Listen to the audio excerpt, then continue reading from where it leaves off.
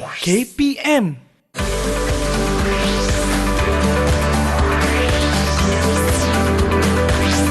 Didik TV KPM.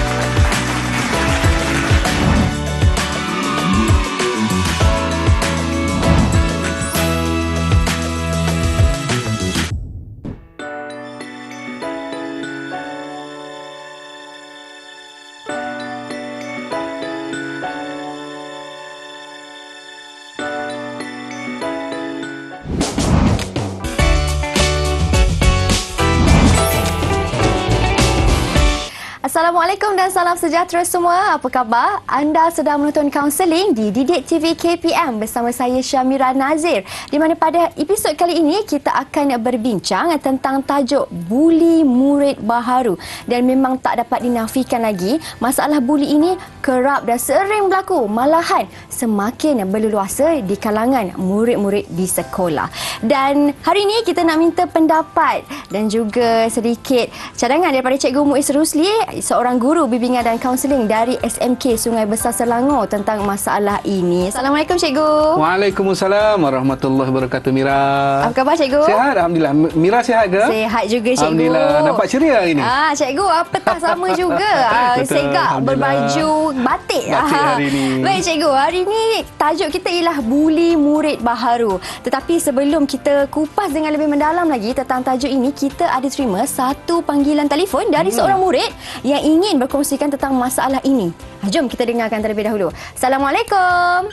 Waalaikumsalam. Cikgu, saya nak cerita. Saya takut nak pergi sekolah sebab senior selalu minta saya buat macam-macam. Suruh belanja makan lah, belikan barang lah, minta duit lah. Kalau saya tak bagi, dia pukul saya. Apa saya perlu buat, cikgu? Okey, terima kasih kepada adik tersebut. Wah, kesian tu cikgu. Betul Mira, betul. Nak pergi sekolah rasa takut, rasa dalam trauma. Betul. Sebab senior selalu nak minta makanan lah, selalu pukul lah. Ada ke solusi kepada masalah macam tu cikgu? Baik, terima kasih kepada adik yang menghubungi kami tadi kan. Baik, apabila kita bercerita tentang isu itu, sebenarnya adik ini telah pun dibuli. Jadi apabila disebut tentang buli, insya-Allah kita ada solusi. Baik, apa yang adik boleh buat ialah yang pertama sekali, tolong laporkan kepada guru, sama ada guru kelas ataupun guru disiplin. Tolong berani, jangan takut untuk lapor apa sahaja masalah yang timbul. Kan? Mungkin mereka akan ugut, kata kalau kau lapor aku akan buat kau dan sebagainya. Tidak. Hidup kita ini di dalam Malaysia ini kita ada undang-undang. Jadi, murid-murid sekalian, sekiranya anda dibuli, tolong jangan takut untuk laporkan apa sahaja salah laku orang lain kepada guru disiplin. Itu yang pertama. Yang kedua, laporkan juga kepada guru bimbingan dan kaunseling. Sebab apa? Mereka yang dibuli ini memerlukan bantuan sokongan dari sudut emosi dan psikologi mereka. Mereka takut. Yang takut itulah kita cuba nak bantu untuk pastikan mereka datang sekolah dengan rasa gembira. Macam tu Mira. Wah. Tapi kan cikgu, apa yang dimaksudkan dengan buli itu sebenarnya? Mungkin ada yang beranggapan, ini bukan buli. Ini saya sebagai senior dan awak sebagai junior. Tanda hormat kepada saya, bukan buli. Tapi apa takrifan buli itu sebenarnya, Cikgu Muiz? Okey, baik Mira. Sebelum kita bercerita tentang buli itu secara mendalam, saya nak kongsikan kepada para penonton sekalian. Baru-baru ini di akhbar ada menyatakan satu berita yang sangat mengejutkan, yang mana ada 38 kes buli sepanjang 4 bulan pertama ni. Wow. 38 kes buli, Mira. Tinggi kalau tu. kita nak ikutkan purata lebih kurang dalam 9 hingga 10 kes. Mungkin bagi orang, setengah orang kata, alah 38 kes je. Dia sebenarnya apabila sebut tentang buli, dia bukan hanya sekadar seorang dengan seorang. Kan? Saya nak sebutkan dekat sini, Mira, sebenarnya pembuli ni dia tak berani pun, dia takut. Kalau berani, mereka akan cuba one by one, face to face kan. Tapi mereka tak. mereka akan ada kelompok mereka sendiri. Katakanlah kalau sekelompok itu lebih kurang dalam 10 orang. Kalau katakan boleh sampai 38 kes, mungkin boleh mencecah hingga 400 orang yang terlibat, Mira.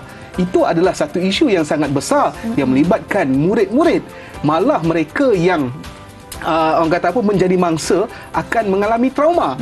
Kan? Baik, kalau kita bercerita tentang tarifan buli itu sendiri, buli ini adalah merupakan satu tingkah laku agresif yang mana seseorang pelajar ataupun sekumpulan pelajar mengganggu mangsa sama ada dari sudut fizikal ataupun psikologi, dilakukan secara berulang kali dalam tempoh yang sangat lama, Mira. Mungkin kalau sekali itu dia taklah kita nak katakan dia sebagai buli.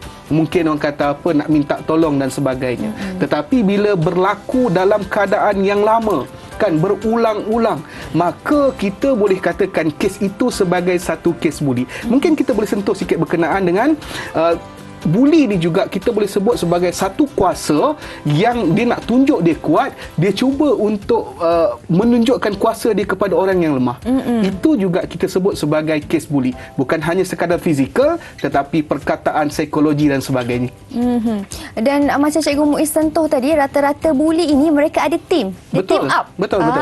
Dan ada yang ikut tim tu sebab dia rasa macam kalau dia tak ikut, dia left out. Betul. Ini bukan trend. So nak nampak cool, dia kena masuk tim tersebut. Macam tu. Tapi apa yang menyebabkan kalau ikut daripada akar umbi tu, macam mana buli ni boleh berlaku? Okey, baik Mira. Kalau kita cuba selidik, cuba kita selongkar berkenaan bagaimana ataupun kenapa buli ini boleh berlaku. Bagi saya, kan, yang pertama ialah kerana mereka nak mendapatkan penghormatan. Macam yang saya katakan tadi, Mira, kan, buli ini dia tidak melibatkan seorang dengan seorang. Sebab mereka tak berani, Mira, mereka tak berani. Jadi mereka ada kumpulan mereka.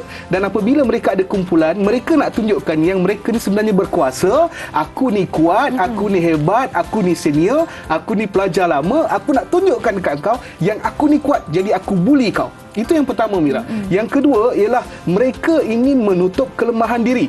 Ini juga berlaku apabila katakan si mangsa ini dia tahu kelemahan si senior ini. Katakan senior ini mungkin tidur berdengkur, kan. Mungkin dia boleh jadi bahan kepada junior-junior yang lain, budak-budak ataupun pelajar-pelajar baru yang lain. Dan apabila si senior ini takut kelemahannya diketahui oleh orang lain, maka mereka cenderung untuk membuli si mangsa ini supaya kelemahan mereka ditutup. Kau jangan cerita dengan orang lain. Kau jangan cerita. Kalau tidak, memang kau akan kena. Yes. Ya, Mira, itulah yang berlaku. Yang mungkin kalau sebut tentang ketiga, dia berkenaan dengan kisah silam. Kisah silam yang mana mungkin si pembuli ini juga pernah dibuli dahulu. Kan, bila mereka pernah dibuli, maka mereka akan letakkan dalam diri mereka, nanti bila aku dah jadi senior, bila aku dah besar, aku nak buli pula orang lain. Sebab itu, Mira, kes buli ini dia tidak ada kesudahan. Kalau kita lihat, kan, dekat media banyak diceritakan tentang buli dan sebagainya, tentang hukuman kepada pembuli, kepada pelaku dan sebagainya, kan. Jadi mereka yang ada rasa macam kenangan silam ini, mereka sebab itulah kes ini tidak putus. Ya, dan itulah yang sedikit tarifan daripada buli. Buli ini bukan hanya melibatkan luka-luka di fizikal sahaja, tetapi juga boleh mengundang trauma dan boleh memberikan impak yang teruk kepada psikologi murid. Kita berhenti berehat seketika, Cikgu. Kita kembali selepas ini untuk lebih banyak lagi perkongsian tentang buli murid baru daripada Cikgu Abdul Muiz. Jangan ke mana-mana, hanya di Kaunseling Didik TV KPM.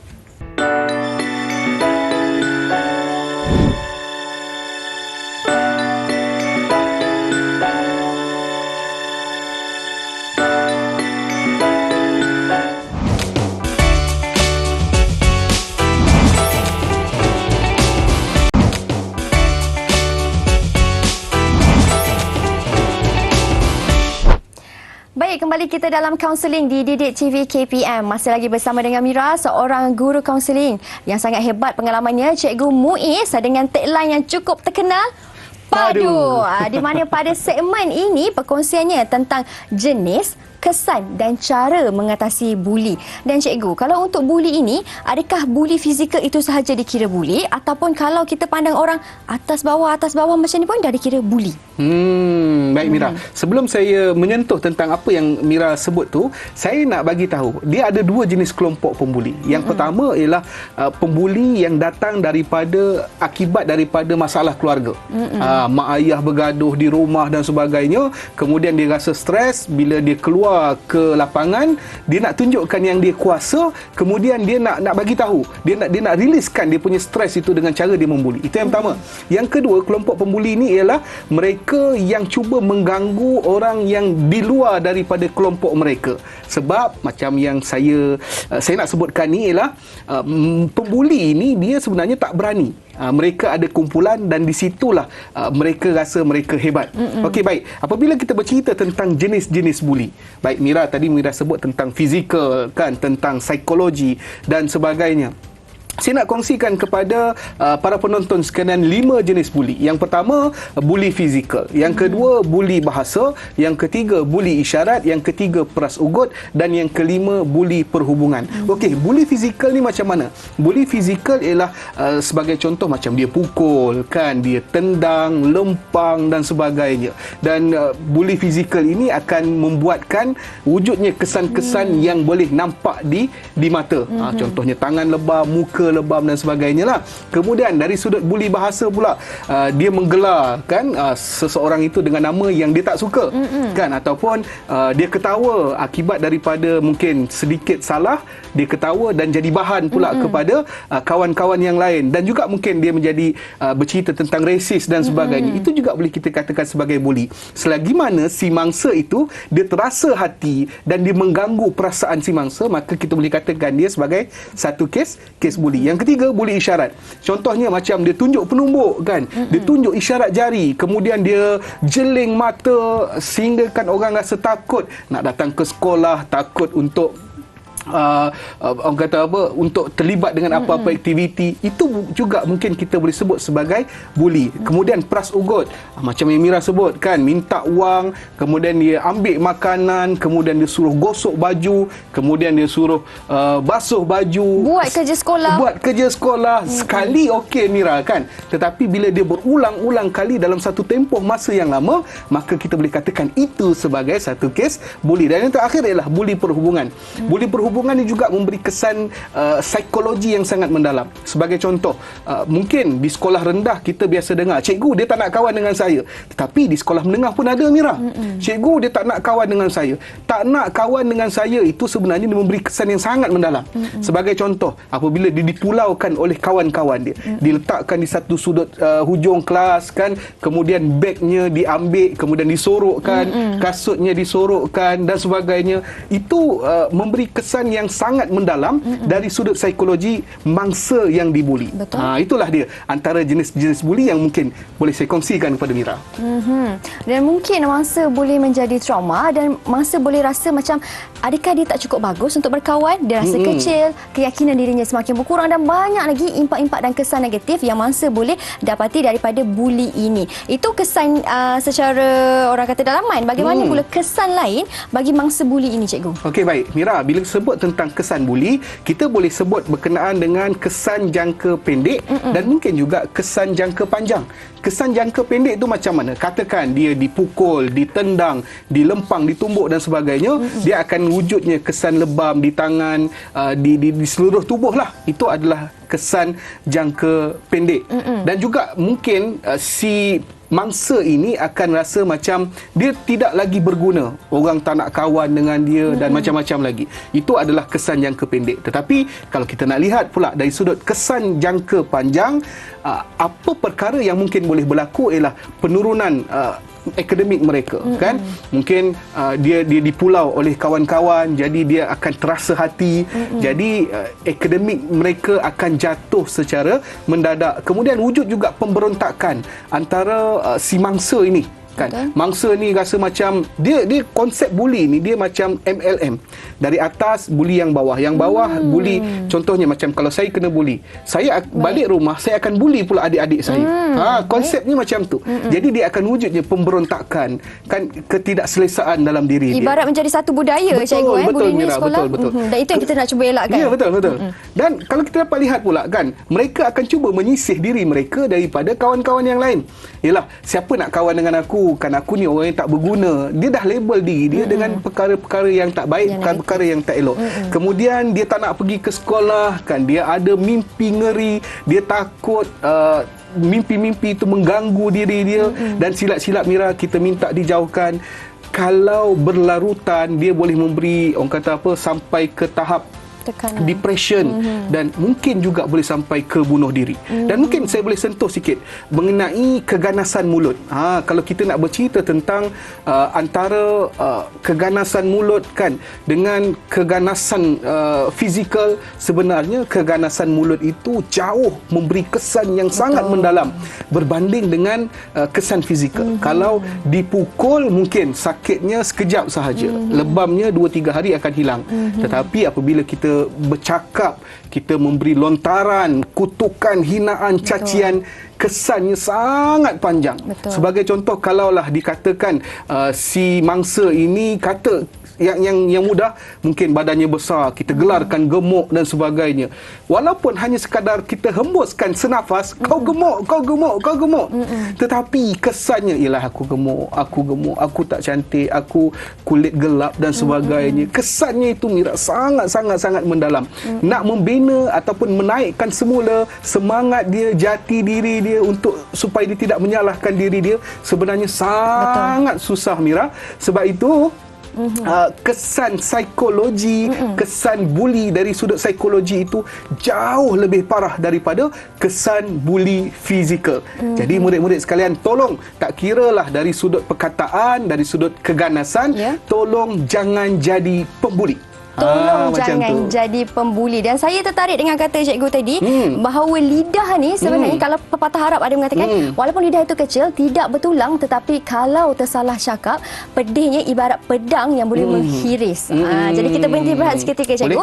Kita kembali selepas ini untuk kita bincangkan dengan lebih jelas lagi tentang bully murid baharu. Jangan ke mana-mana, hanya di Counselling Didik TV KPM.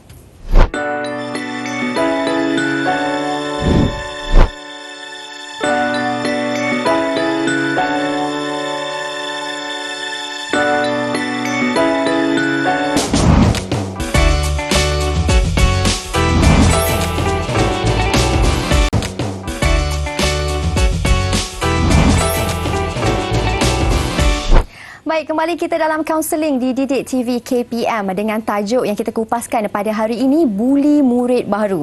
Cikgu, kalau dah ada masalah berlaku bully ini, bagaimanakah cara yang terbaik untuk menangani masalah ini agar tidak berleluasa lagi dalam kalangan murid di sekolah?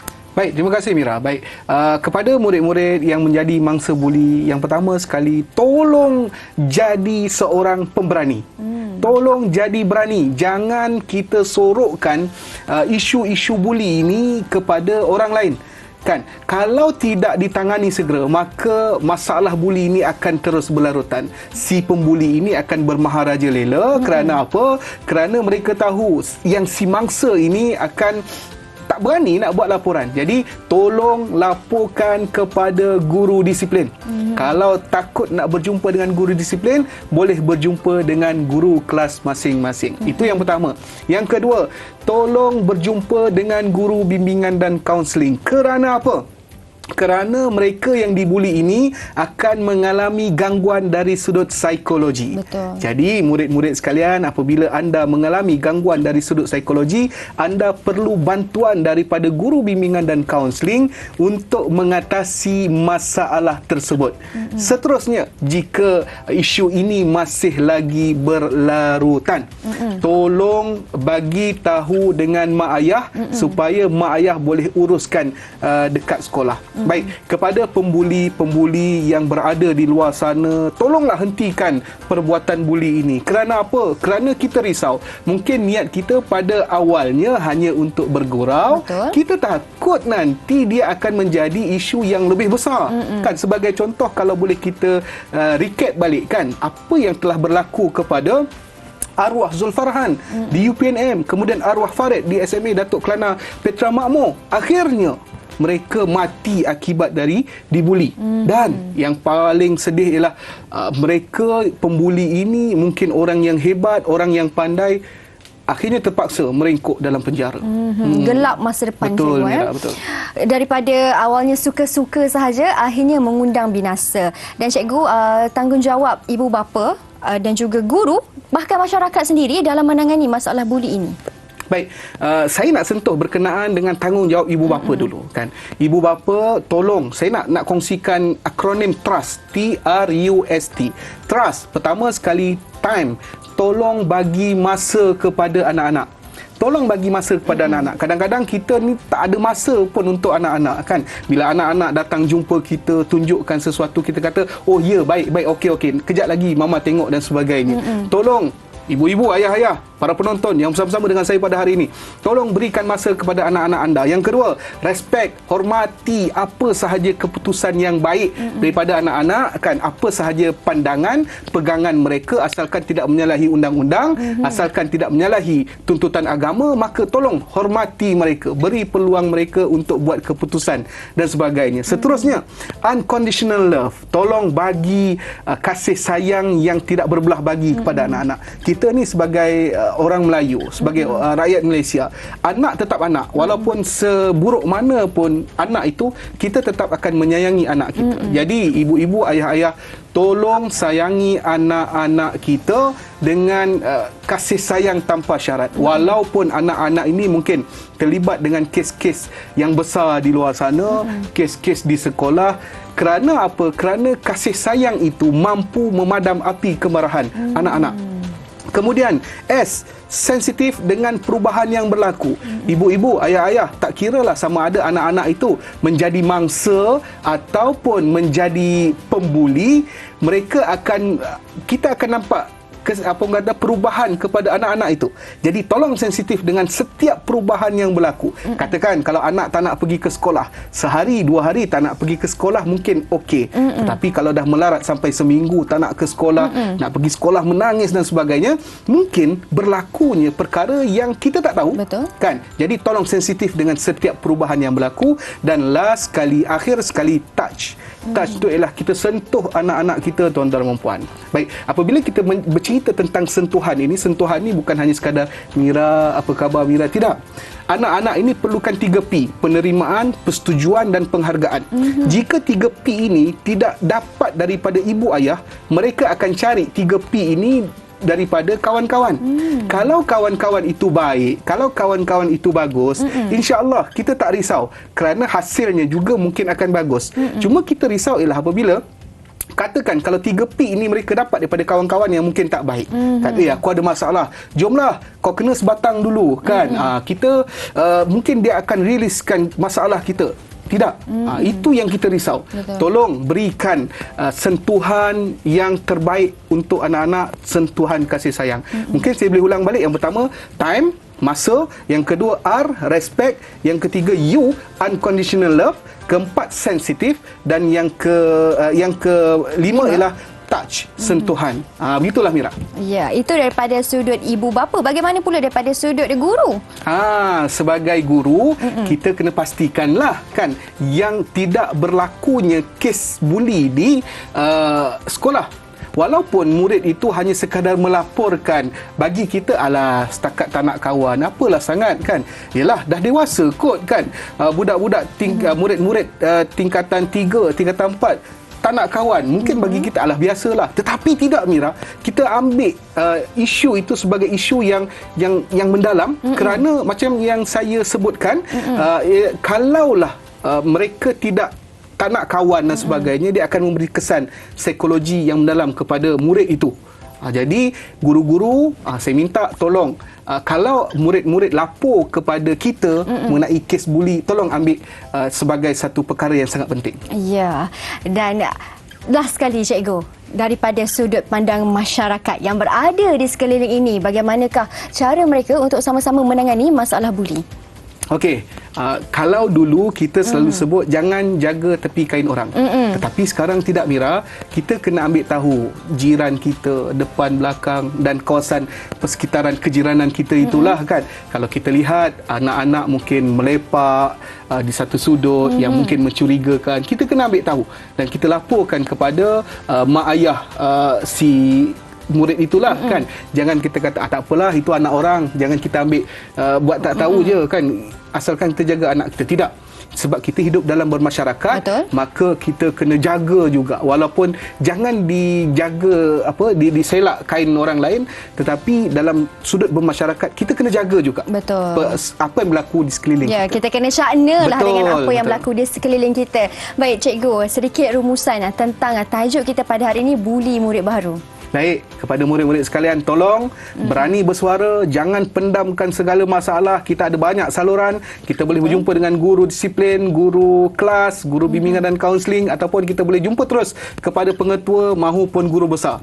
Tolong jadi berani, jangan pendam, jangan sorokkan apa sahaja perasaan galau yang ada dalam diri kita. Kepada pembuli, tolong hentikan apa yang anda buat sekarang ini. Kita risau, kita takut. Mungkin sekadar suka-suka, tetapi akhirnya akan menjadi satu isu yang lebih besar yang juga akan merugikan diri kita. Ya, betul tu. Kalau Mira boleh tambah sikit cikgu. Silakan, Mira. Kita hendaklah bantras masalah buli ini walaupun mereka daripada kecil, seperti kata pepatah, meletur buluh biarlah dari rebungnya, supaya kita dapat menjadi dan membentuk masyarakat yang berdaya saing dan juga masyarakat yang sejahtera. Betul, Terima Mira. kasih banyak cikgu Sama, Abdul Muiz Mira. atas perkongsian ilmu. Terima kasih semua yang menonton sehingga ke penghujungnya. Kita jumpa lagi hanya di Counseling Didik TV KPM. Saya Syamira Nazir. Assalamualaikum dan salam sejahtera.